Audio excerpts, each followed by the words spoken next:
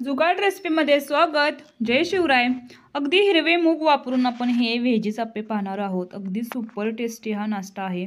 अगदी मुलांना आवडणारा आणि त्याचप्रमाणे हेल्दी नाश्ता जरूर करून द्या। चला तर त्यासाठी आपण इथे घेतलेले आहेत 1 वाटी मूग डाळ।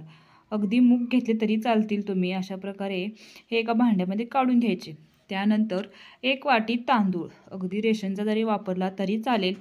त्याचप्रमाणे अर्धी वाटी हरभरा डाळ। इथे माझी मूग डाळ थोडीशी मिक्स झालेली आहे। अर्धी वाटीच हरभरा डाळ घ्यायची। आता यामध्ये पाणी घालून स्वच्छदा धुवून घ्यायचं हे। आता धुतल्यानंतर 4 ते 5 तासासाठी हे भिजत ठेवायचे। 4 ते 5 तासानंतर पाहू शकता आपले मूग छान भिजलेले आहेत। त्यानंतर आता ह्याचं आपण बारीक वाटण तयार करणार आहोत। आता हे सर्वप्रथम आपण मूग घालून याचं बारीक वाटण तयार करून घेतलेलं आहे। त्याचप्रमाणे याच वाटणामध्ये आपण आलं, लसूण, हिरवी मिरची आणि 1 चम्मच जिरे अशा प्रकारे घालून आपण वाटण तयार करून घेणार आहोत।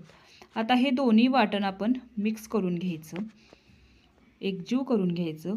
त्यानंतर आपण यामध्ये अवेलेबल असतील ते व्हेजेस घालणार आहोत। आता इथे मी घातलेले आहे कांदा, गाजर, टोमॅटो, शिमला मिर्च अगदी बारीक कट केलेले आहे।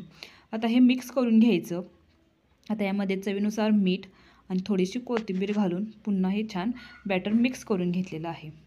इथे सोडा वापरलेला नाही, अगदी सोड्याचीही काही गरज नाही। त्यानंतर आप्याच्या भांड्याला थोडंसं तेल लावून घ्यायचं आणि अगदी स्लो गॅस ठेवायचा। स्लो गॅसवरती आपण आप्पे हे छान भाजून घेणार आहोत। अशा प्रकारे बॅटर घालायचं।